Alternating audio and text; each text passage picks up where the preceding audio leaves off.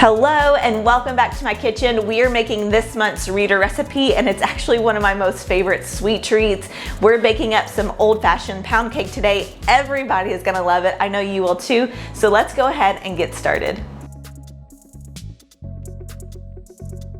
Okay, confession, pound cake is like one of my most favorite desserts of all time. My mom made it growing up all the time, so when I saw this reader recipe come through, I knew we had to make it. Another great thing I love about pound cake, besides its taste, is that it's actually a really easy cake to make. I know sometimes making a cake from scratch can be a little intimidating and there's a lot that goes into it, but a pound cake is super foolproof and super easy. So this recipe actually only has 6 ingredients. It's really straightforward, super easy. So first thing we're gonna do is start with 3 sticks of room temperature softened butter. You wanna make sure that it is room temperature. Take it out from your fridge about 30 minutes before you're gonna start this recipe, and that will be plenty of time. I'm gonna add this to a large stand mixer and be on medium to high for about 1 to 2 minutes just to get the butter nice, light, creamed and fluffy.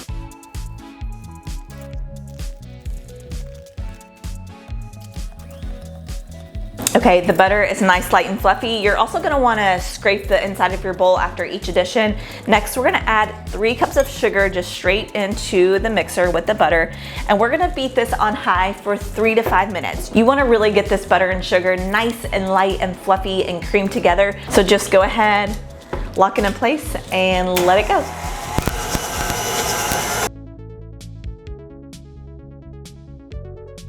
Okay, the butter and the sugar is creamed together. It's nice and fluffy like you just saw. And now we're gonna add the eggs. We have 6 eggs to add and we're gonna do it 1 at a time. So I'm just gonna keep the mixer on low and then add 1 at a time until they're mixed together. You don't wanna overbeat the eggs in this recipe. So I'm gonna go ahead, put this back down, start it on just like 1 or 2, very low, and just add 1 egg at a time until they're all combined.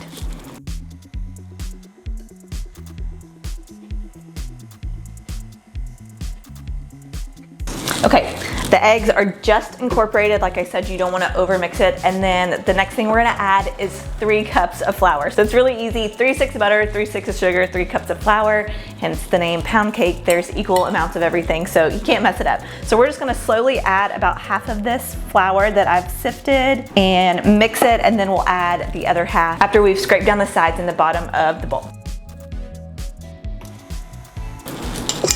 Okay, perfect. We're gonna give it a little scrape to the sides.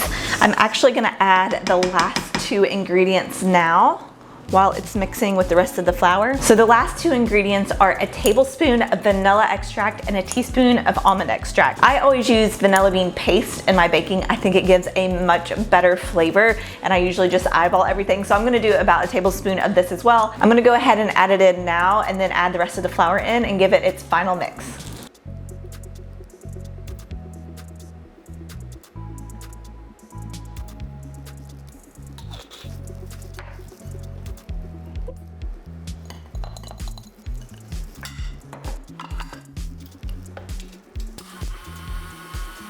Okay, perfect. It's all mixed together. Just like with the eggs, you don't want to overmix this batter. So we're gonna scrape off the paddle and then give it 1 final scrape down in the bowl. Then we're gonna add it to a greased and floured bundt pan.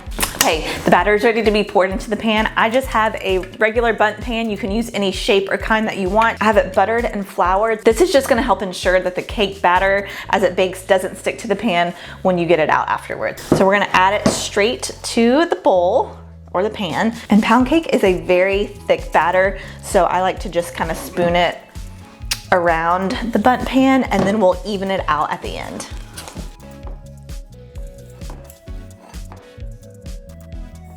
Okay, perfect. And then I just like to take the spatula and just kind of move it all the way around so that it is in an even layer, just like so. And then we're gonna add this to a preheated 325-degree oven, and it's gonna bake for 1 hour and 25 minutes. It's a really dense, heavy cake, so it takes a longer time to bake. After the time is up, you wanna make sure that it is actually cooked all the way through. So to do that, you just take a toothpick and poke it into the center of the cake. If it pulls out and there's just a couple crumbs on it, then your cake is perfect and done. We're gonna remove it from the oven and let it cool. If there's more of a sticky batter on the toothpick and it doesn't come out clean with just a couple crumbs, then it needs a little bit more baking time. If that's the case, pop it back into the oven for about 5 minutes, and continue to do that until the toothpick comes out totally clean. So I'm gonna go ahead and pop this in the oven, let it bake, and then we'll come back afterwards and enjoy it.